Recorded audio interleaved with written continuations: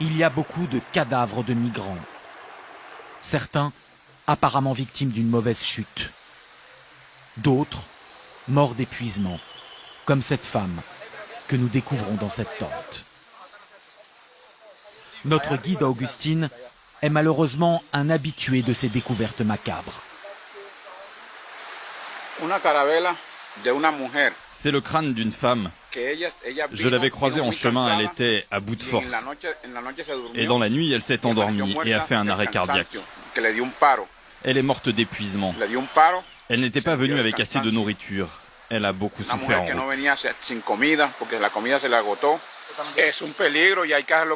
Il faut savoir s'arrêter, se reposer un peu. Certaines personnes marchent 2 jours, puis se reposent un jour, et ainsi de suite. C'est comme ça qu'ils atteignent l'objectif, mais d'autres ne le font pas. Certains compagnons de route les forcent à marcher. C'est ainsi qu'ils meurent. Depuis le passage de la frontière, le cartel colombien n'est plus là. Ces hommes assuraient, malgré tout, un semblant de sécurité. Désormais, c'est le royaume des bandits. Une jungle sans foi ni loi. Sur une berge, le corps dénudé d'une femme, manifestement violée. Dans la rivière, celui d'un père de famille, jeté du haut de la falaise, selon des témoins. C'est aussi le lieu de toutes les trahisons. Nous tombons sur ces 2 femmes congolaises. Elles sont blessées aux jambes. Le mari de l'une d'elles trouvait qu'elle ne marchait pas assez vite. Il a pris son bébé et les a abandonnées. Vous avez dormi ici, toute seule dans la jungle? Oui, on nous avait déjà prévenu que c'est dangereux. Le bébé, comment est-ce qu'il va faire? Il a besoin d'allaiter, il ne peut pas faire ça, son mari ne peut pas faire ça. Là, vous n'avez plus rien à manger, là? Il y a quelque chose à manger. On n'a même pas faim. Oui, je comprends. Oui, mais pour que vous puissiez continuer à avancer, il faut que vous ayez à manger. Nous, on a des guides et on a à manger. Vous avez besoin de médicaments? Vous en avez ou pas? Au milieu de toutes ces tragédies, la logistique se complique. Malgré l'apparente abondance d'eau, il y a tellement de corps en décomposition que la rivière est contaminée. Boire l'eau d'ici entraînerait des intoxications graves et dans un cercle vicieux risquerait de perpétuer le cycle de la mort chez les migrants. Malgré les heures de marche et la soif, il faut donc attendre de trouver des sources dans la forêt ou un petit affluent plus pur. Pour tous, le rêve donne la force d'avancer. Comme pour Précieuse, 8 ans, venue elle aussi du Congo après avoir traversé l'Atlantique Sud en bateau et qui imagine sa récompense aux États-Unis. Je rêve d'aller faire le tour de manège. Après, la plage, je pars à la plage. Seuls des jeunes et des adultes dans la force de l'âge tentent la traversée du Darien. Nous ne croisons aucune personne âgée. Le doyen sur notre parcours s'appelle Eddie. Il a 58 ans et a déjà passé 27 ans aux États-Unis avant d'être expulsé. C'est un athlète accompli. J'ai couru le marathon de Boston 3 ou 4 fois. J'ai fait aussi celui de New York. Mais ces marathons, ce n'est rien à côté d'ici. Alors oui, c'est de la marche et pas de la course. Et on dort. Mais on dort tellement mal, dans des conditions terribles. C'est parce qu'il était à l'époque rentré sous un faux nom aux États-Unis qu'Eddie a été expulsé après avoir travaillé toute sa vie en Amérique comme électricien. Il a été renvoyé en Haïti et y a découvert un enfer de violence. J'ai été kidnappé. J'en ai beaucoup bavé. Tous les gens que vous voyez ici sont là à cause de ce qui se passe dans leur pays.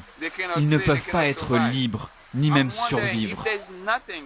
Et je me demande, les pays les plus développés, la France, le Canada, les États-Unis, l'Angleterre, c'est vraiment le mieux que vous pouvez faire?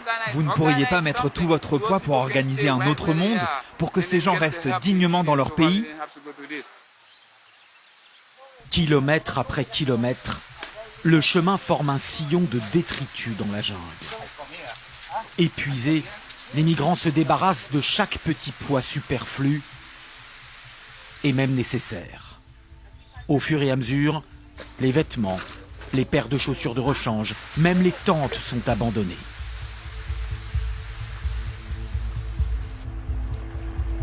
Dans la dernière ligne droite du parcours, les migrants ont pour la plupart épuisé leurs réserves de nourriture. Alors il faut aller vite.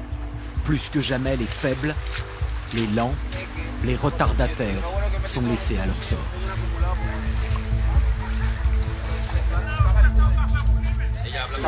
Nous découvrons ces deux femmes, une haïtienne et une camerounaise, blessées chacune avec une entorse.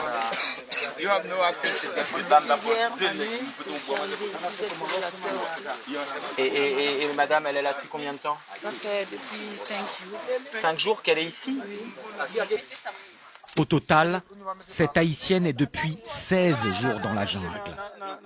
Et elle est enceinte. Qu'elle soit encore vivante est presque un miracle.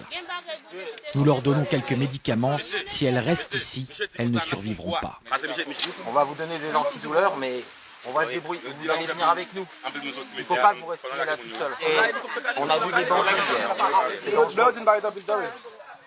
Elle aussi a été abandonnée par son groupe et son mari, qui ont continué sans elle. Depuis, de nombreux autres groupes sont passés devant sa tente en l'ignorant. Eddie est bouleversé et révolté. Ses compagnons de route sont des criminels. Vous savez, il y a plusieurs manières de tuer quelqu'un. Son mari l'a laissé mourir ici.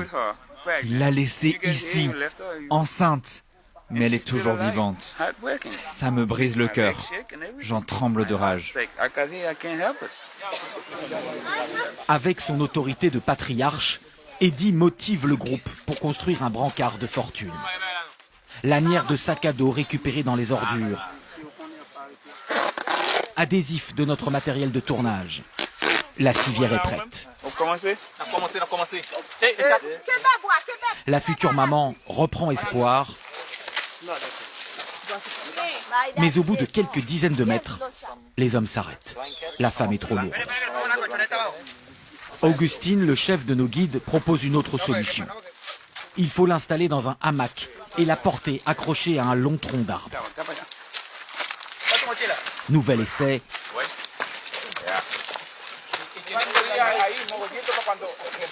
Et nouvel échec. Le poids est trop lourd dans ce terrain accidenté. Les bonnes âmes volontaires baissent les bras.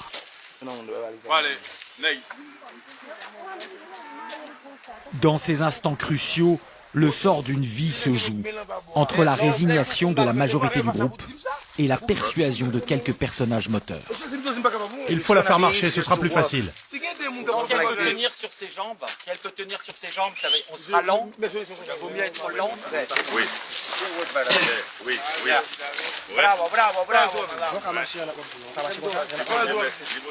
Des membres de notre équipe porteront en plus le lourd sac à dos du jeune homme en rouge qui, en échange, pourra épauler la femme enceinte.